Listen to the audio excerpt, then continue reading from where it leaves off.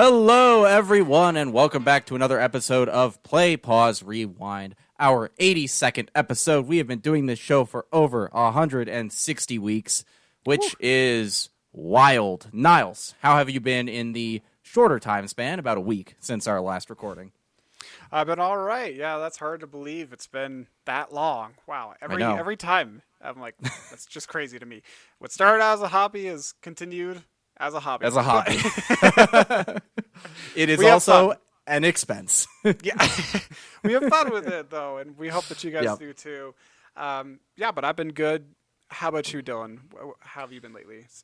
Since True Detective. Yeah. Since True Detective, yeah, pretty good as well. Just relaxing on the weekend. Saw the movie we're about to talk about again, which was fun, and then just busy with work. Other than that, but you guys, audience members, you don't give a shit what we're up to. No. You're here to hear about a movie, and we're gonna Yeah. give it to you. We're talking about Dune, Part 2, directed by Denis Villeneuve, written by Villeneuve and John Spates, and starring a massive cast led by Timothée Chalamet, Zendaya, Rebecca Ferguson, and Javier Bardem. Dune Part 2 adapts the second half of Frank Herbert's 1965 novel.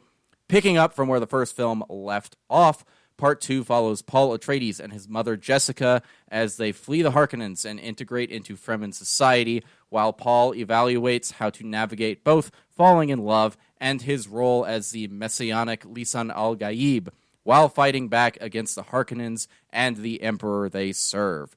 Niles, what are your non-spoilery thoughts on Dune Part 2? Well, I think after watching Part 2, it is very safe to say that Villeneuve is one of the best sci-fi filmmakers of our time right now. You know, you look at his last 4 films, Dune Part 2, Dune Part 1, Blade Runner, Arrival. You know, these have been incredibly stunning and captivating stories, both visually and just narratively. I think that they're very creative.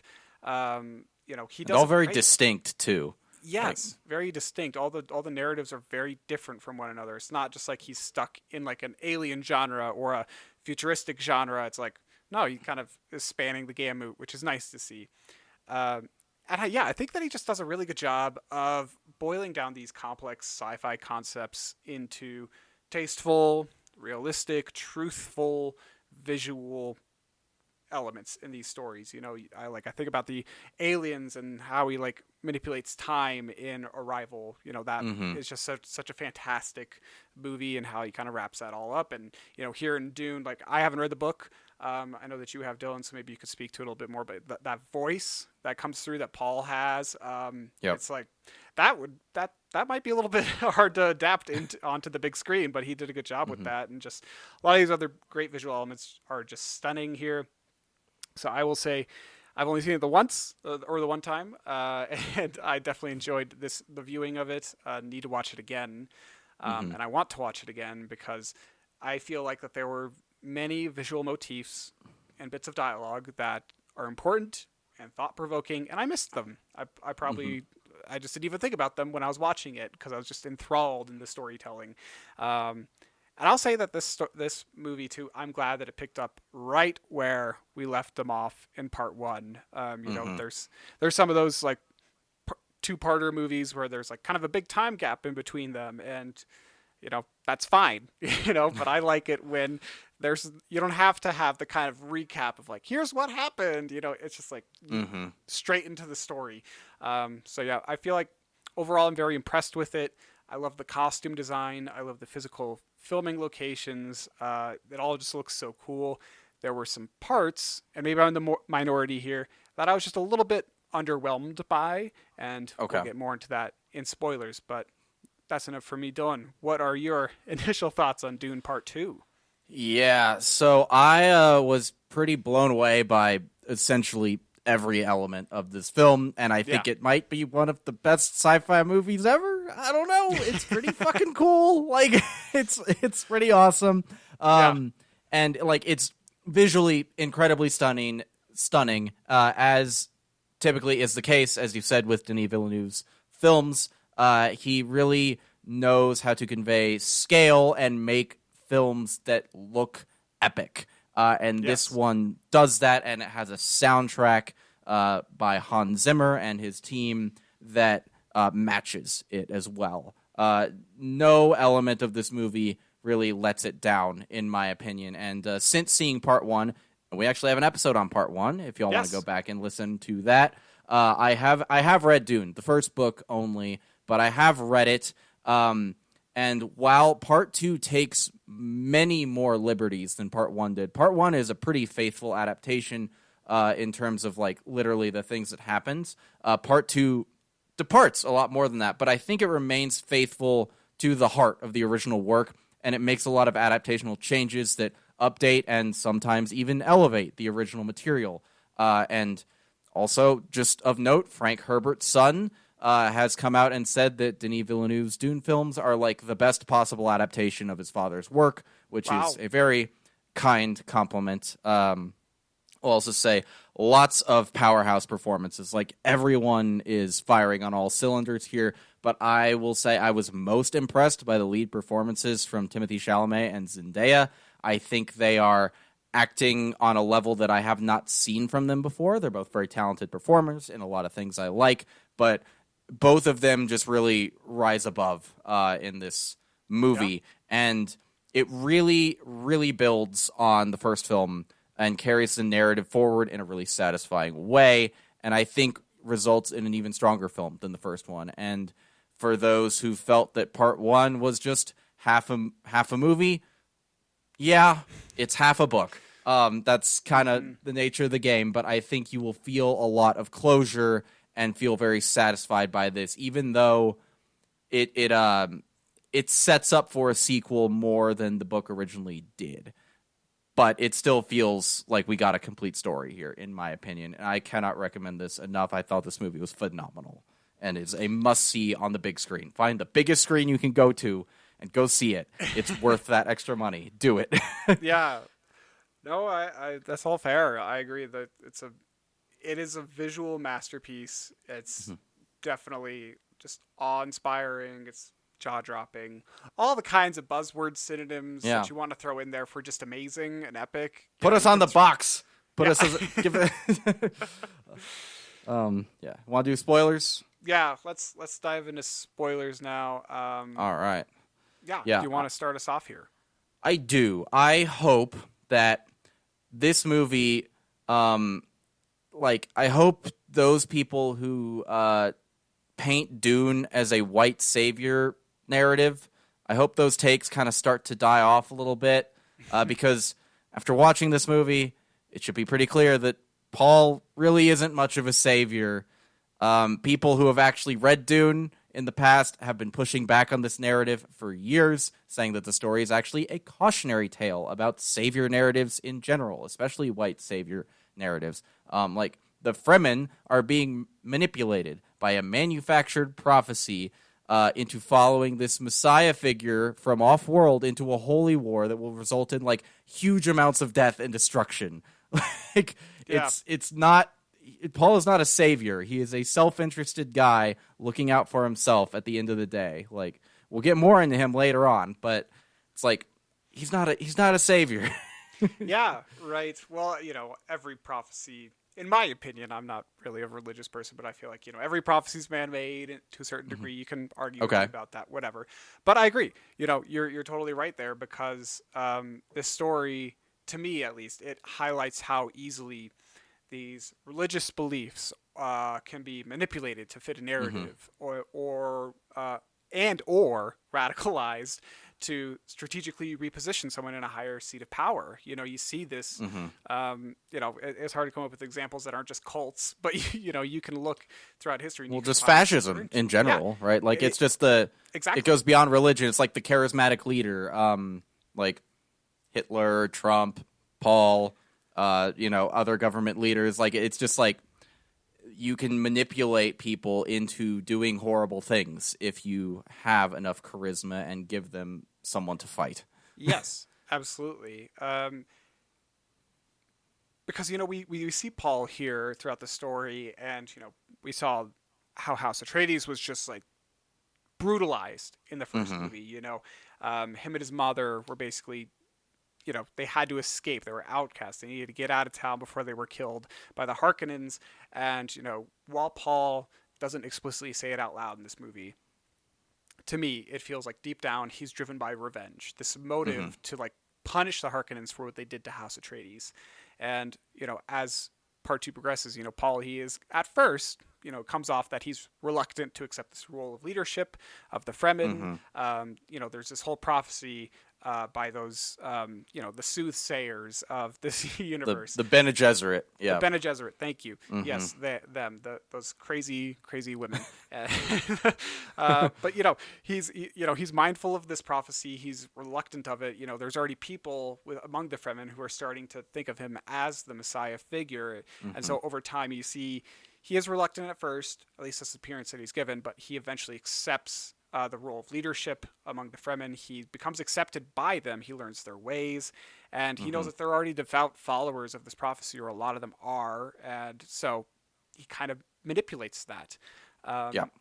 There was a quote that I read an NPR review of this movie, and there was one quote that stood out to me, where it reads, "Eventually Paul comes to the cynical realization that it doesn't matter if he's a Messiah or not, so long as his followers believe he is." And I think that it really kind of drives home the point here that his heroism, he's not really being heroic here. Like maybe he is to the Fremen, but I feel like even though we're rooting for him, he's still driven by these internal motivations.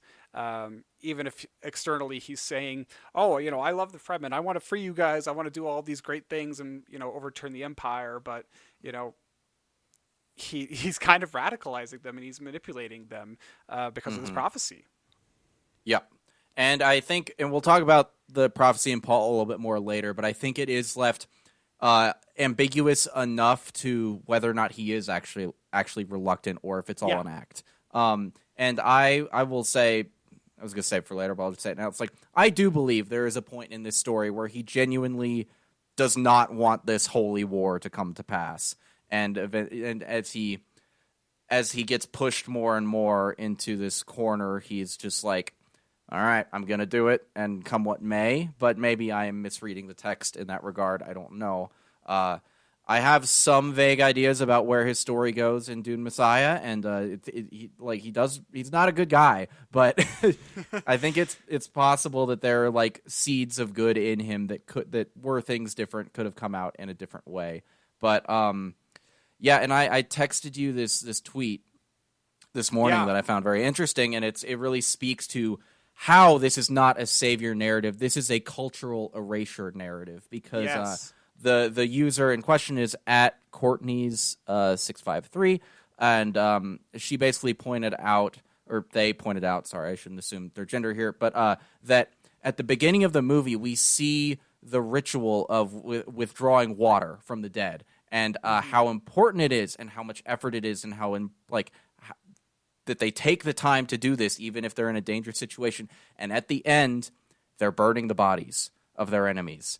And that shows two things. One, the Fremen in their fanaticism have abandoned their culture. And two, it goes back to what Paul says to Jessica earlier in the movie. It's like, we're Harkonnens. We survive by being Harkonnens, because at the beginning of the movie, the Harkonnens are burning the bodies of the Atreides from the first movie. He comes full circle and embraces his Harkonnen heritage more than his Atreides heritage in the end. And it's very fucking tragic, and it speaks to the Fremen losing their way and losing their culture in following this false prophet, basically. Yeah. No, it was such a great tweet. I'm so glad that you sent that to me, because it definitely got me thinking about, radicalization, cultural erasure, all those things that we just talked about. But, to me, I think Dune 2, or Dune Part 2, it showcases to me that there is danger around belief to a certain extent. There's risk associated with it, religious fervor, fanaticism. If you believe in something so much and you're very vocal about it, people see it, there are some people out there who will manipulate your beliefs, your fanaticism, rile you up, stoke the fire, to get what they want. They're going to try and, use your beliefs to push their agenda forward. And I think that's an especially important message in today's political climate. And given the wars around the world today, it's very important to keep that in mind, I think, in our modern era. Yeah, you can be, if someone spins a good enough tale and is charismatic enough, they can convince normal, otherwise good people to be complicit in a genocide. Yes. Happens. Has happened multiple times. It's happening right now. But yeah, don't need to dwell on the real world too much today. Yes. But I want to say beyond that, I want to start with the visuals because this movie really pulls off being epic. And I don't mean that in like an epic, radical way. It's like it is epic in scope and scale, and it conveys these massive environments and just I'm sounding dumb, but I think a lot of that comes down to Fraser's cinematography combined with really creative sets and visual effects across the board.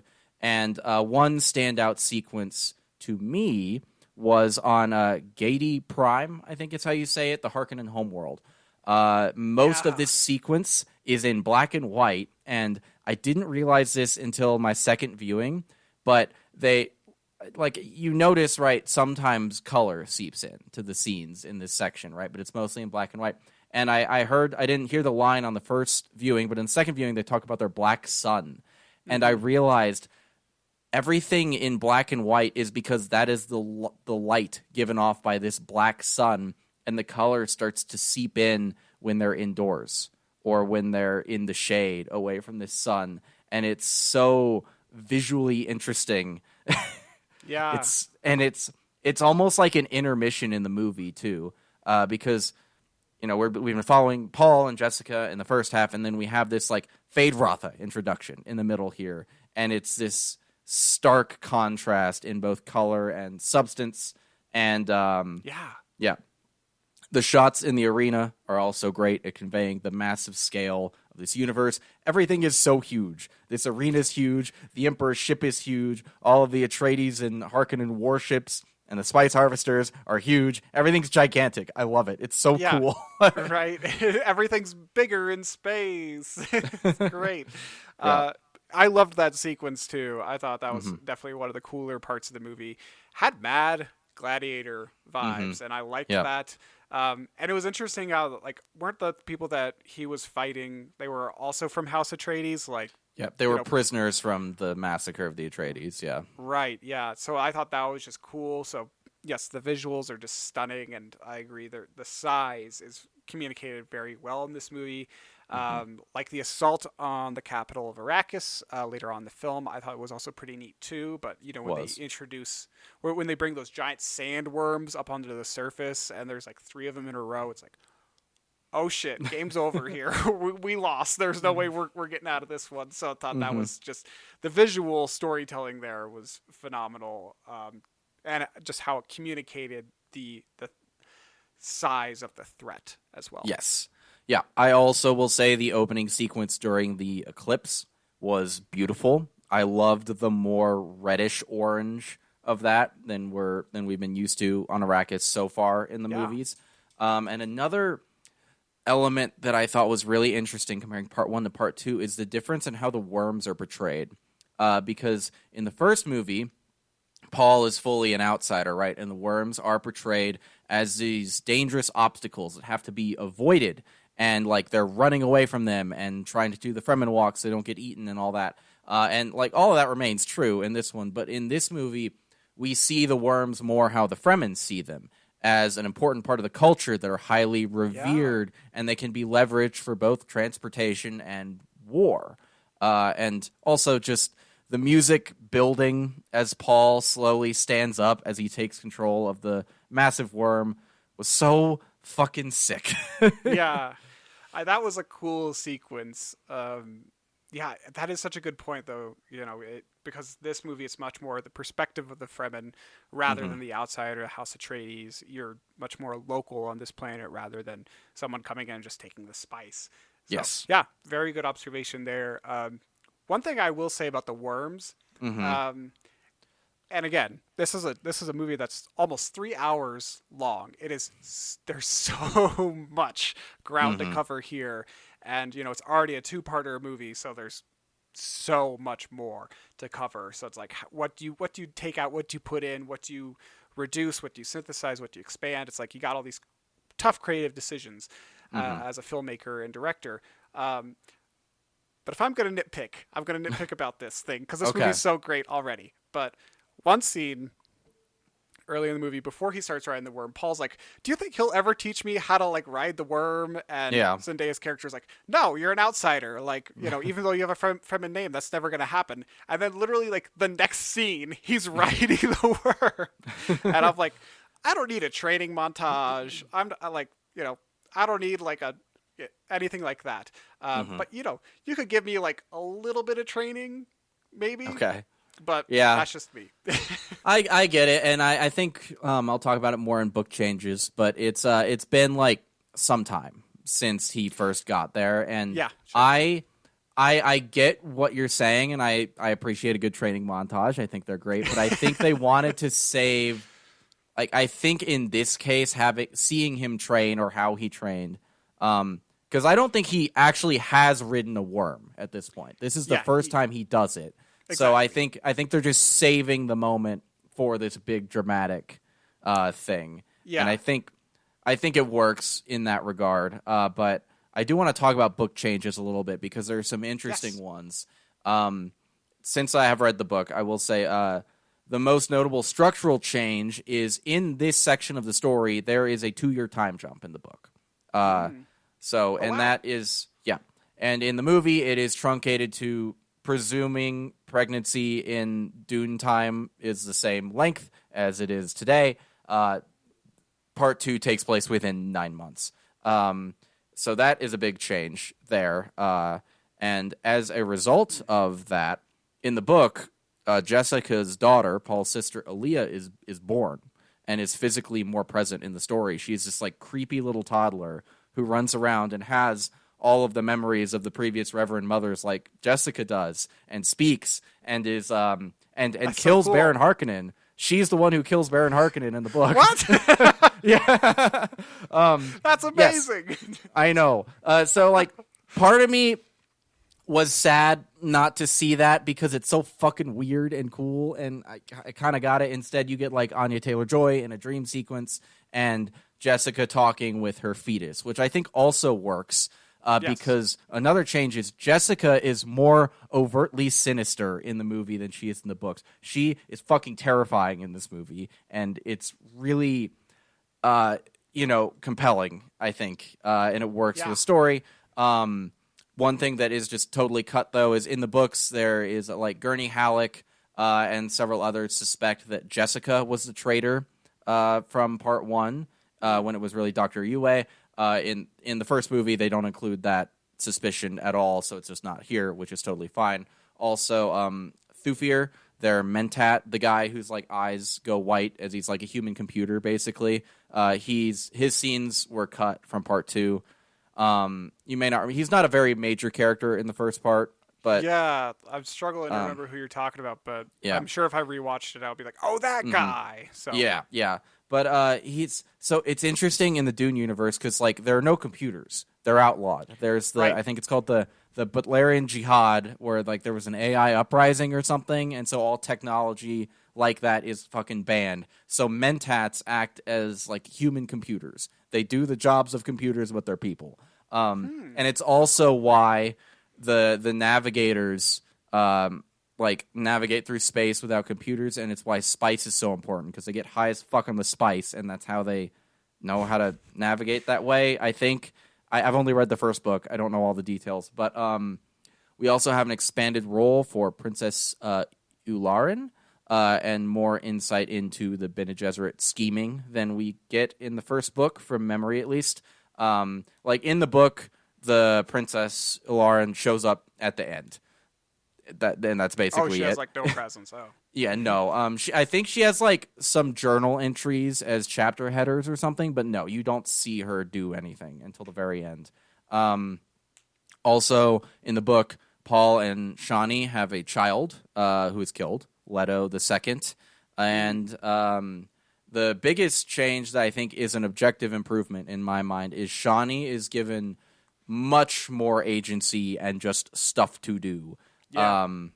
It's a much expanded role from the book, because in the book, like, she spends a lot of this time pregnant and with a newborn baby, and I'm pretty sure she goes south with Jessica and is kind of absent for a lot of the plot that's going on here. And I think it was a nice change to have her be present, and also her being a doubter of this prophecy is not something in the book at all. And I think it adds a major layer of depth to both her and the Fremen as a whole, because now they are made less monolithic by this writing decision. So, yeah, very curious to see how they go forward with her character, because in the book, also, another change, she does not leave him in the book like she does in the movie. She's always by his side, supporting him the whole way. Okay. Yes. Yeah. She, No, I appreciate Zendaya's interpretation. Yeah, and it's like, yeah, but I'll pass it off to you. I talked for like 5 minutes straight just there. No, you're good. No, I mean, that's all fascinating. I agree that Shani, she's a great counterweight to Paul in this movie.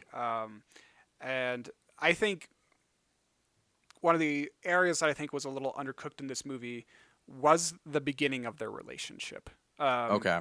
Once they were together and it was established and everything like that, I really liked it. I was sold on it, because the reason why I say it's kind of undercooked, or at least the beginning of it, because in the first movie she doesn't really have a lot of screen time. She's more of like this woman in Paul's dreams, and then she's standoffish when they finally meet. Yep. Very much sees him as an outsider, and in part 2 you can feel some chemistry between the actors. That does feel real to me, and it comes through on the screen. But yeah, I don't think that there was enough time devoted to fleshing out the relationship and actually making it grow at the start. Just from my perspective, and again, maybe I'm just the minority here, and a part of me wonders if this was intentional too, but I feel like one moment Chani is judging Paul with her friends, kind of laughing at him from a distance, judging him, and then the next they're kissing on the dunes, and obviously that doesn't happen scene for scene like that. There's stuff that happens in the middle where they have the attack on the mining equipment and other things, and like I said, there's so much ground to cover here, and as a filmmaker you have to make these difficult creative decisions. So I just feel like I needed a little more there of them building and actually finding something to connect over and build a romance from. But at the same time, because they are established as a relationship, them kind of like going off in these different directions in a way, like Paul going one way and her going the other, it feels kind of natural to a degree when you don't have as much of that relationship building there too. So I feel like I'm kind of torn there, but I think that she's a great counterweight to Paul in this movie, and you can definitely see how she feels betrayed in the final act of the film by him. Yes, I think I disagree a little bit, because I saw their bonding is more when Paul is first getting to know their society, and all of them, like Stilgar and all the Southerners are like, oh, he's the Lisan al-Gaib, he's the Messiah, he's the guy. And then Paul's like, I don't believe in this shit, and my mom was able to survive this because it's part of her training. It's not a miracle. She can just do this. And I think Shawnee respected that honesty and Paul pushing back against the prophecy because she's a non-believer. And I think that was the initial spark there. And then also, I think I love their dynamic romantically, because Paul says twice in the movie, I think, that I will love you as long as I breathe. And her response to that was like, you'll never lose me as long as you remain who you are. There's a difference there. And she in the third act sort of becomes the one remaining moral center to the film, because Paul is going dark. Jessica's been dark the whole time. Stilgar is a fanatic and will just do whatever Paul says. But Shawnee is like pretty visibly disgusted by what is happening around her, and this like fall into like genocidal behavior that everyone in her life is doing. And everyone's just on board with it for sure. And just a quick detour. Can we talk about how awesome that action scene where they attack the spice harvester is. Like, it's so tense. Yeah, It's that part's pretty phenomenal. mhm. Like, and it was a good um, way to remind the audience how some of the technology works too. You Mhm. know, Yep. because sometimes I forget about the shield thing and like how you have to Mhm. time it and like you have to that stuff from the first movie. I just kind of forgot about it. So, but yeah, it Right. was beautiful, right? Yeah. Just the Well, timing of it and how they had to maneuver around is great. mhm. Yeah, and then I just like it's tense, and also there's like little funny parts. Like Paul is running for cover, but he times it poorly, so the leg Yeah, he's going to use for cover gets up and moves. It's like shit, and he almost gets shot. They shoot the guy with the rocket launcher because it's like he gets too close.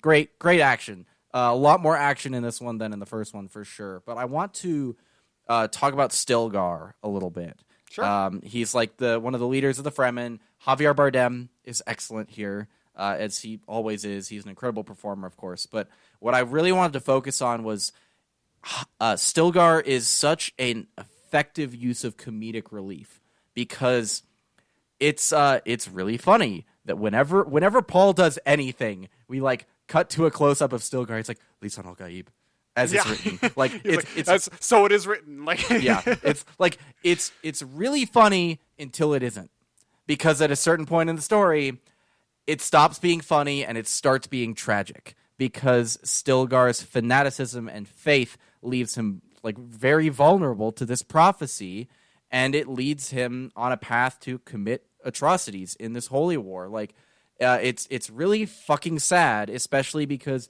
we as the audience know that this prophecy is something that has been like intentionally put here over maybe hundreds or even thousands of years. I don't know, by the Bene Gesserit. Like, it's a political move to manipulate these fucking people, and he like goes for it to a degree. And Stilgar memes are like popping off all over the internet, and yeah, they're very right. funny. They're He's like, great. he's the ultimate hype man. It's great, but it's very sad at the same time because he's like a good person, and he's just so duped into doing this stuff. Yeah, I mean, you get his perspective too. Mhm. You know, they don't touch on it too much, but you know, if all you've ever known is this life on this planet, and you are literally just like doing guerrilla attacks your entire life, you're trying to preserve Mhm. your way of life while these people are mining your planet to shit and Yeah. causing all this destruction and stuff, and you've been, you know, this prophecy's been around forever, like you're saying, by the Bene Gesserit. You know, Mhm. it's easy to start to believe that. You know, Yeah. when you got no other prospects. Right, when you have no hope, it's like Yeah, and something is presented to you, and this is something that it's talked about more in the books than it is in the movies. But Arrakis, like apparently, it either used to be or has the potential to be like a green, lush paradise. But what ended up happening at some point in the past, like I think an emperor of the past was like going to help the Fremen fix their planet basically and make it more livable, but then they discovered spice on it, and it's the only planet that generates spice. And if they were to terraform this planet to help the Fremen, spice would not exist anymore. yeah. And so that's like the core of the prophecy, is that the Lisan al Gaib will lead them to paradise. That's why they're saving all that water in the Sietches, so eventually they can grow life on their planet. That's why it's sacred water. So Oh, it's like, okay. and that's part of why water is so important for their culture for a variety of reasons. Like, one, it's a dry place, you have to survive, but two, they're saving this water over thousands and thousands of years so that one day there will be enough. Which is why, like, when the when the siege gets destroyed and you see that whole thing of water just go like it's so devastating because it's like they've been saving that for generations and it's all gone now. Yeah, But right. It's crazy, and I mhm. mean that's a good transition to the Harkonnens as Yes. some of our antagonists here. You know, I think that they're still definitely terrifying in this second installment. I feel like some of that original intimidation has worn off a little bit, but they're Mhm. still pretty great, pretty formidable. I think just like you see them how Timothy and Zendaya just twirl around them and kill them so effortlessly. It's like, wow, you guys are just so incompetent. What are you Harkins doing? But yeah, they're great antagonists, and I enjoyed Austin Butler's performance as Feyd-Rautha. Feyd-Rautha. Yep. Yeah, he didn't feel like Elvis at all, except for one line. There's one line where it slips through a little bit. When he's talking to his like cannibal girlfriends he keeps around, he calls them darlings, and it's like he's like, that's it. That's the only part. You can't help yourself there, Austin. Yeah, he's very much channeling Stellan Skarsgård's voice, and he's really leaning into that, and I think it works. Yeah, it comes through for sure. I do love these psychotic kind of antagonists. You know me, Dylan, from Game of Thrones. I love Ramsay Bolton. I love the Joker from Dark Knight. I love Mordecai from Sherlock Holmes. Mordecai. You mean Moriarty? Moriarty, yeah, that one. Thank you. I knew I wasn't getting that quite right. Mordecai. But I just love these kinds of psychotic, methodical, devious, terrible, awful people. They just make for great characters on screen, in my opinion, and Austin Butler's character, I think, did deliver on that. I think, again, I'm going to say it one more time, I think I would have loved more screen time of his character to build him up a little bit more, or even if they just introduced him a little earlier in the film so we could start to worry about him. I think that would have been great, but great performance from him, and I loved Dave Bautista. Again, he's great. Yeah, always credit to Dave Bautista. He's such a talented performer. Apparently he's not told that by directors very often. He mentioned that Denis was like one of the first directors who like just straight up directly told him like, you're an amazing actor. I was like, what the fuck, man? He's so good in everything. Yeah, he's solid. But, I like him. Yeah. But I love all the Harkonnens as villains. I also love that they're all bald. I think that's so funny. And it fits. It fits. And, yeah. Just like the theme, like, of their people, coming from that dark sun, like that whole scene gave you all the context you ever needed about their people. It's like, oh, you're born into this orbit around this dark sun. Like, of course you're going to be crazy people. Yeah. And I do love it's not emphasized all that much, but the contrast in the way Rabban and Feyd-Rautha deal with problems on Arrakis. Like, Rabban is just like, let's go fuck shit up, let's go, and then he almost like gets himself killed because he's like, they attacked us, I'm gonna go kill Muad'Dib now, and it's like, what are you doing? No, you dumbass. And all of his people get killed and he barely gets away. Also terrifying shot when that Fremen warrior gets like shot off his ship and you just watch the body like fly farther and farther away. But also Stellan Skarsgård is once again very menacing and nasty as Baron Vladimir Harkonnen. But I really loved seeing how his demeanor changes when he's around people more powerful than him.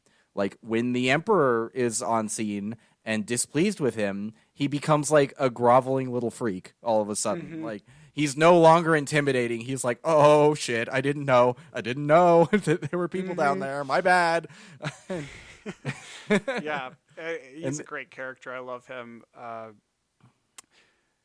Rebecca was also great as Jessica in her performance. She did feel especially villainous and insidious in her performance, and I think I could have gone either way with the child. I would have, a toddler running around would have been fun too, and having her deal the final death blow at the Baron would have been so cool. But I do also like this dynamic with the unborn child.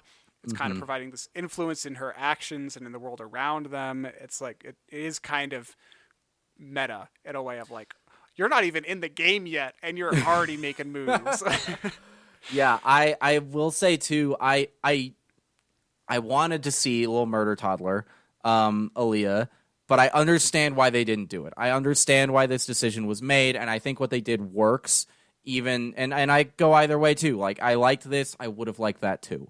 And both versions are fine, and I think in a lot of ways it achieves similar ends. and I'm excited to meet this character now in the future, which will be cool. And yeah, Rebecca Ferguson is always good in stuff, but she's especially good here. Like, she's really fucking creepy, and it's so sad watching her worm her way into Fremen culture and weaponize their faith against them for her own ends. And it's like there's that one part where it's like it'll be hard to convince them all to Paul's side. We'll start with the weak ones, the ones that already fear us. It's like, oh my God, man, it's so dark.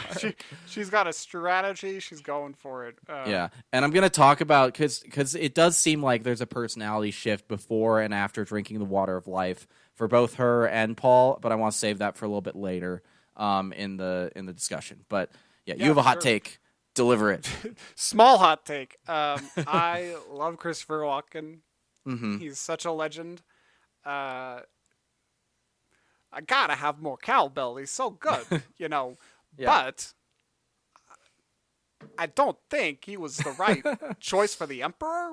Mm-hmm. That's just me. I honestly don't know who I would have plugged and played there instead of him. Like, you know, so I don't have a good solution for that. But, you know, whenever I just see him on screen, it's just like, just because of his, like, legendary status, I just can't help but just laugh a little bit. I'm just like, hey, Christopher Walken. Yeah. Yeah, it's not because his performance is bad or anything. Yeah. It's just he's Christopher Walken. I get it. I kind of agree. But I also I didn't know this, but there's a music video or something that he's in from ages ago, and he like does a little dance, and the lyrics of the song that he's dancing to are, "If you walk without rhythm, you won't call the worm." It's about Dune. It like, and I wonder if that played into it, like into his casting at all, because that would be very funny. Also very distracting if you were aware of that song. But he's such a minor role that it doesn't take me out of it too much. Exactly. But I am curious about what other actors' portrayals of the Emperor would be, and I don't know much about the Emperor as a character because he's in the book less than he's in the movie. Same with Princess Iluran.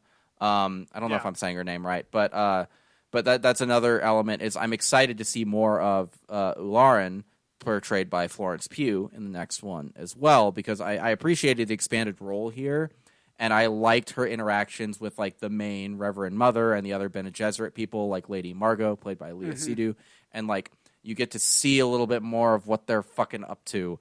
Like Margot goes and seduces Fade Rotha, and then comes back and is like, the bloodline is secure. It's like, Jesus fucking Christ. You're just like, you're literally just going and getting pregnant and securing these people's things. Because that's how, that's their whole thing, right? They're selectively breeding people. And if you remember from the first movie, the Reverend Mother tells Jessica that she was supposed to have a girl with Leto. Right. And this is an element of the lore that's not explicitly spelled out in the movies. It's kind of just like talked around. But like the Bene Gesserit can choose the sex of their child. They have control over that somehow. Wow. And I didn't know that. Jessica was supposed to have a daughter with Leto. And the Bene Gesserit plan was to marry that girl to Fade Rotha Harkonnen and combine the houses. And Jessica, apparently, like out of love for Leto, who wanted a son, gave him a son and fast-tracked the prophecy. Like, Paul was not their intended Messiah, the Bene Gesserits, that is. That's fascinating. Wow, I had no idea about that. Well, that's yeah. I think that adds another wrinkle here to Paul as the Messiah and the prophecy. Because if he wasn't meant to be that person, or he was supposed to be a different sex, or they wanted Fade Rotha to be the savior, the Messiah. Yeah, I think they wanted their kid to be the Messiah or something. That makes more sense. Because it's a very interesting portrayal of prophecy in general, because there are signs, there are things that line up, but like Paul still has to execute on a various amount of things to like achieve that. Like and just an example in this movie too, like if Jessica had refused to become the Reverend Mother, then Stilgar's like, well, then he's not Lisan al-Gaib, then we have no use for you guys here, and you're going to go back to the desert. Like, if she hadn't done that, then the prophecy would not be fulfilled in that way. She had to make that choice, and Paul has to make choices. And Right. yeah, but his downfall is it's very tragic to watch, but also visually and with the music, a lot of it goes kind of hard at the same time. Like that shot where he's like in the black cloak walking in slow motion and the music is just popping the fuck off and a worm flies out from the ground behind him. It's like, it really plays up the descent into supervillain that we're watching happen on screen, and it works very well. Yeah, I agree. He's very fascinating to watch it happen. It's almost like it's slow motion a little bit, like kind of like a car crash. Where you just want to replay it and watch it. You're like, oh my god, glad that's not me. I don't have to stand up from the distance here. But yeah. Well, let me ask you this then. Do you think that? Do you believe that he is actually reluctant to fulfill this prophecy, or do you think it's an act to bring the Fremen to support him even more with this prophecy? Yeah, because it's a great question, because all or most of the times he's pushing back on the prophecy against Jessica, and just in general, like, he is within earshot of Shawnee or Stilgar or the rest of the Fremen, and so I was seeing this circulate online. It's like, maybe this is all just for show, because at the beginning, when he and Jessica first get there, he's like, we got to convert the non-believers to fight the Harkonnens, and she's like, your father didn't believe in revenge. He's like, yeah, well, I do. But he seems to shift away from that really quickly, and he seems more bought into just being one of the Fremen. So I lean towards believing that he was trying to avoid it. He saw glimpses of like a really dark future, and he didn't want it to happen, but ultimately felt forced into a corner and decided to do it. But I'm not sure, and I think I want to reread the book, because I just got Dune Messiah just arrived at my apartment in the mail today. Yay! So I want to reread the book to like refresh my memory on the differences, but I want to remember how it's portrayed in the book.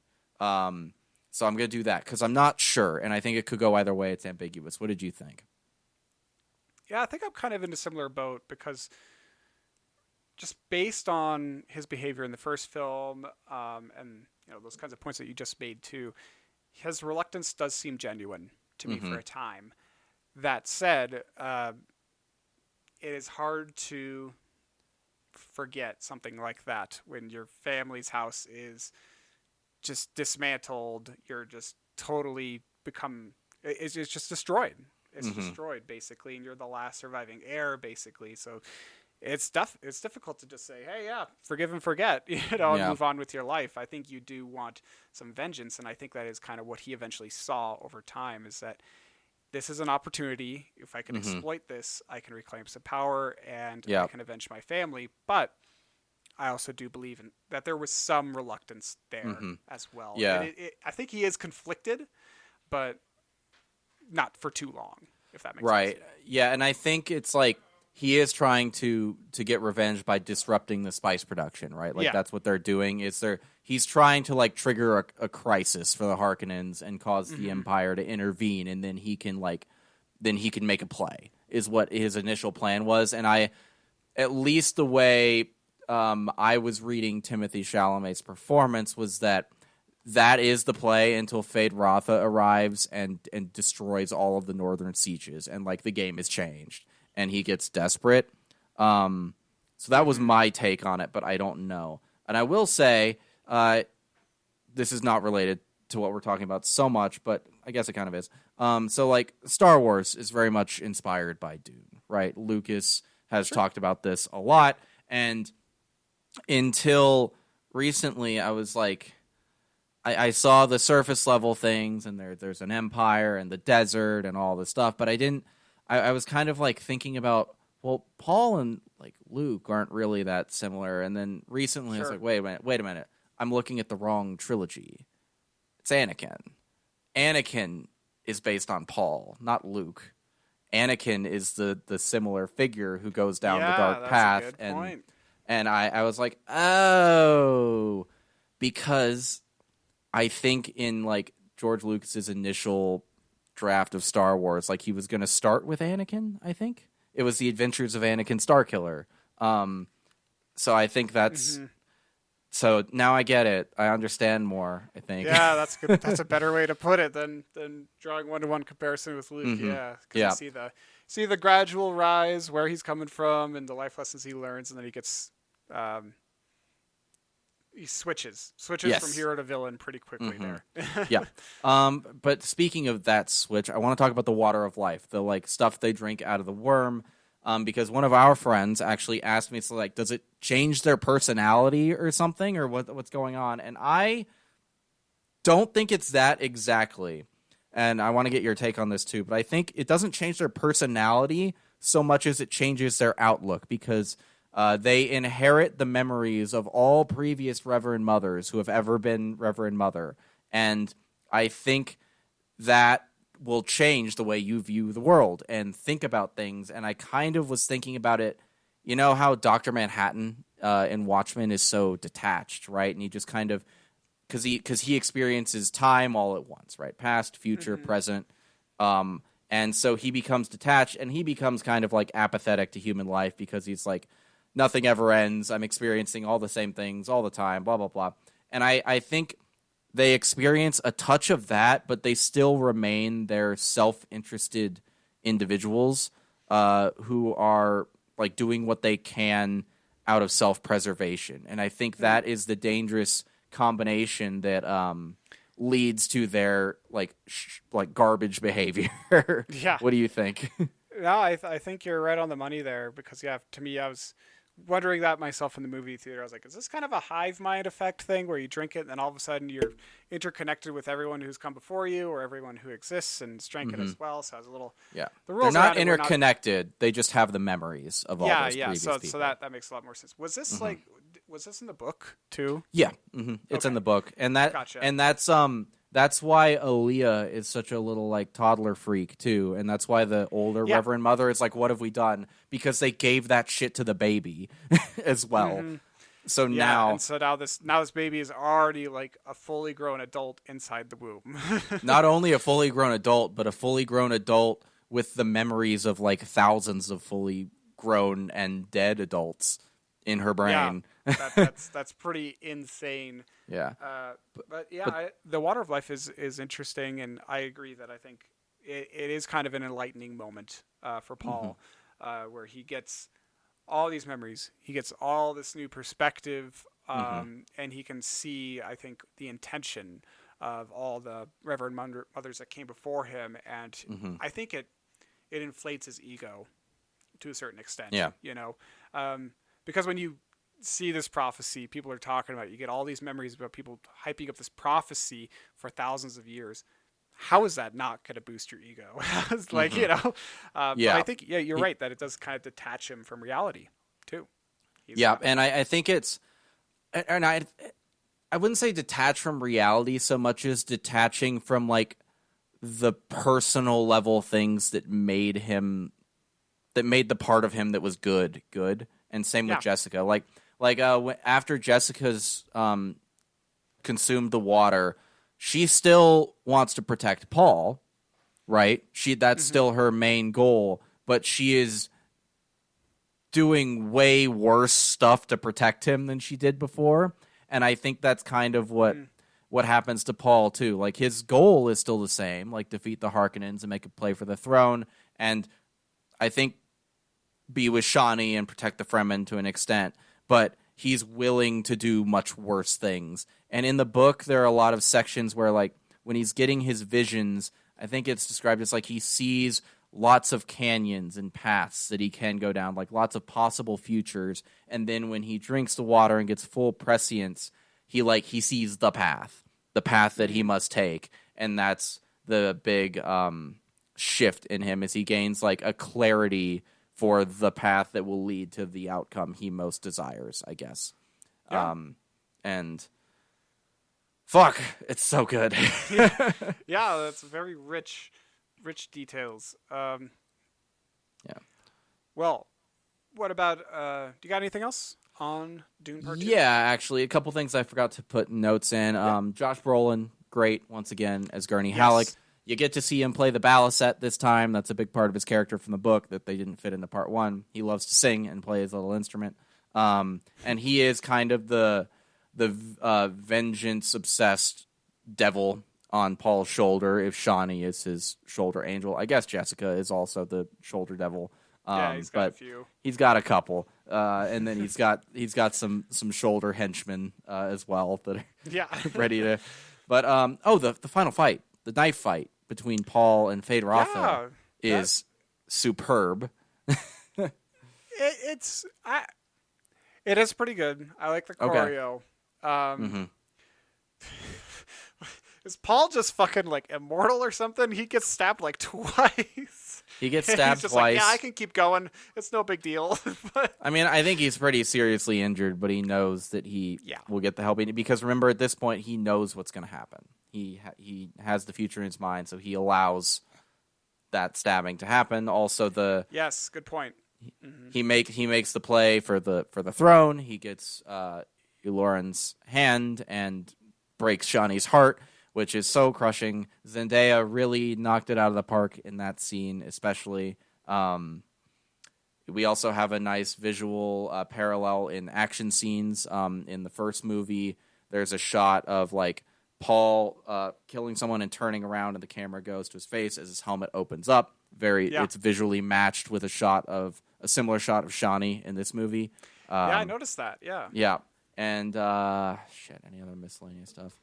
I'm excited that people are so excited about this movie and that it's doing as well as this, because Denis, as amazing as his films are, I think I need to see his first two still, but I've seen almost everything he's made, and all of them are amazing, and almost all of them make no money at all. So I'm glad that this is making a lot of money, because I want to see him get to make Dune Messiah, and I want to see more directors like him succeeding in Hollywood. And I think the blockbuster space in the last couple of years, or this year, or it's 2024 now, last year and this year especially has been very strong. We got Barbie and Oppenheimer, Mission Impossible, Avatar 2.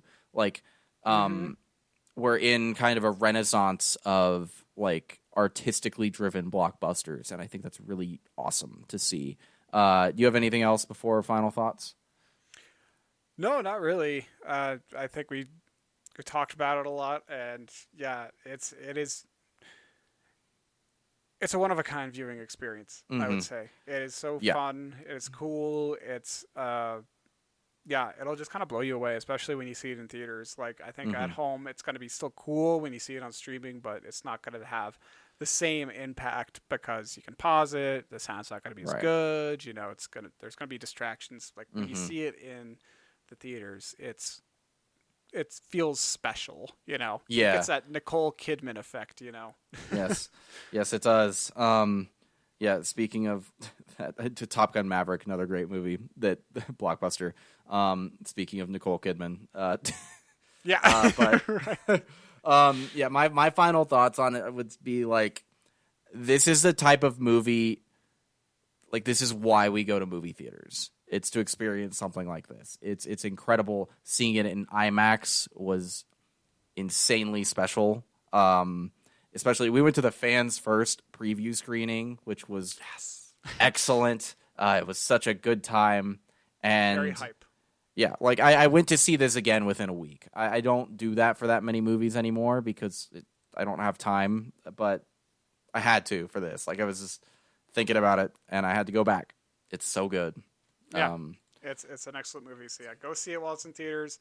And yeah, whenever Messiah comes out, you can bet we're going to talk about it. Absolutely. But let's transition now to talk about some other stuff we've been watching, doing, whatever. Niles, what have you been watching recently? Not too much, just very busy, but we started a few new shows. I can't remember if I talked about it in our last episode, but I started Scavenger's Reign. Yeah, you mentioned it. Yes. Continuing along with that, it's a fun animation show on Max. It's very cool.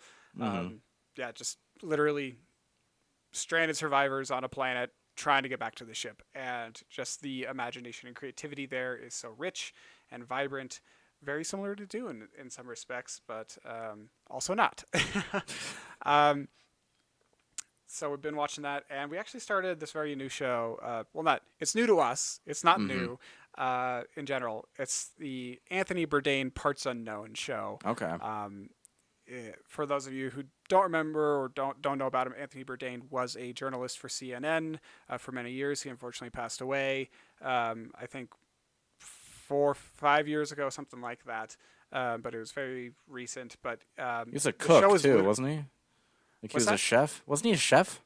I think so. He was a journalist, Yeah. but like he had a great culinary knowledge, and that's basically what the show is. It's like him Yeah. traveling to these very unique locations across the world, and he's trying the food and just experiencing the culture and kind of immersing himself and talking to people. But then, like, in specific areas like Colombia or like India, like very kind of or these countries, these places that have like a lot of complex history and very, you know, troubling political things going on in their country. It's like some of these episodes were from 2013, so it's not entirely up to date. But like, you know, those episodes where he can do more journalism, I really love. But then there's some episodes where it's just like, I'm gonna go to Quebec and eat 500,000 meals, and you're gonna watch it. It's like that stuff's still great, but I love when the journalism comes up. So well, would definitely he went to recommend it. It's a good show. Palestine. Did you? I don't know if it's that show, but he goes to Palestine at some That's point, and cool. he was even way back then. He was a big advocate for Palestinian rights and was like very vocal about the horrible conditions they live in and wanting to help improve them. It's if you can find that episode, it's very touching. And he even gave a tribute to like the spirit of the people of Palestine when he received an award at some point. All the way back then, like way ahead of the game for most people in the Western world. So much love to Anthony Bourdain. Yeah. Yeah, I'm gonna watch that episode for sure. We're gonna keep trucking along with that one, but highly recommend it. It's fun. Go watch it. All the episodes are online. But that's it. What about you, Dylan? What have you been up to lately? Continuing to read the Cryptonomicon and playing a lot of Helldivers too as well, killing some bugs and some automatons. You know, for the glory of Super Earth. Yes, freedom and democracy for all. Freedom and democracy, yes. Delivering democracy one nuke at a time. But also, I have started watching the Netflix adaptation of Avatar: The Last Airbender. It is all right. I think. Are we still doing that for our next episode? If we're doing that for our next episode, I'll save most of my thoughts for then. But it's I would be down to talk about it, but the Netflix thing kicked us off again because we were using someone else's password account. Okay, yeah. You're not the home device. Blah blah blah. So we need to figure that out. But Yeah, I do so want to watch that show. TBD on that. But I'll save most of my thoughts for in case we do an episode on it. But I will say, it feels very much like like they adapted a TV show into a TV show, which is what they did. And more specifically, though, it feels like they are trying to adapt a children's show into an adult show, and I think that is misguided. I think a lot of the decisions in the show are misguided. But it's okay. Like, it's not terrible or anything, but it's just kind of like, it just makes me want to watch the cartoon because the cartoon is just like what I'm watching now, but done better many years ago. So it's 1,000 times better. Yeah. But I will say, like, all the actors are doing a pretty good job.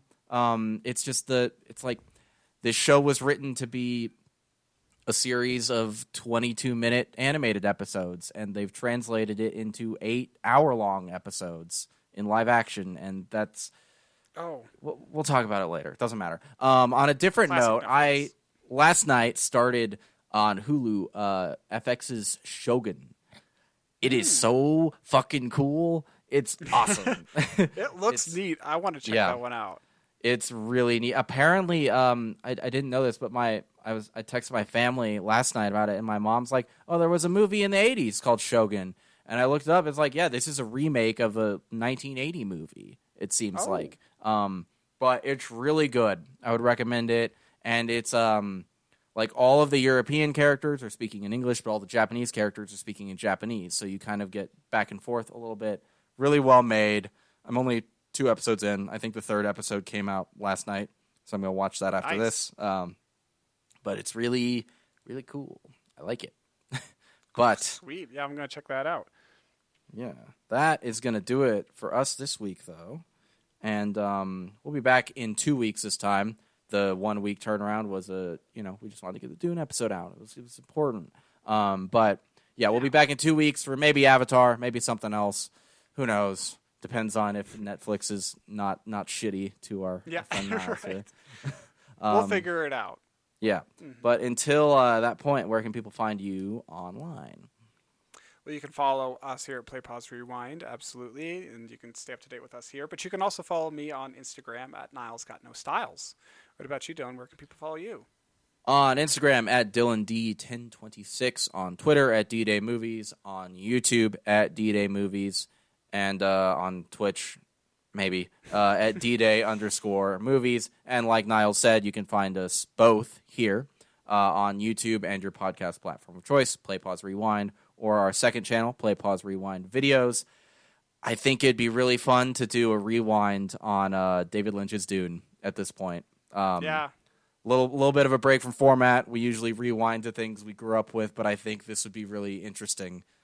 Just because it's Dune season, we gotta talk about the other one. Well. I'm very curious about that movie. So, I've never seen it. It'll be interesting to check out. Yeah. So yeah, you know who plays Fade Rotha in that movie, right? Sting, of Yep. course. Yep. Sting. Go Sting. But yeah, thank you all so much for watching and or listening. If you liked this, please like and subscribe. Share it with your friends and family. If you think they would like it, leave us a 5-star review on your podcast platform of choice, and we will see you all next time. Thank you very much. Bye. Bye.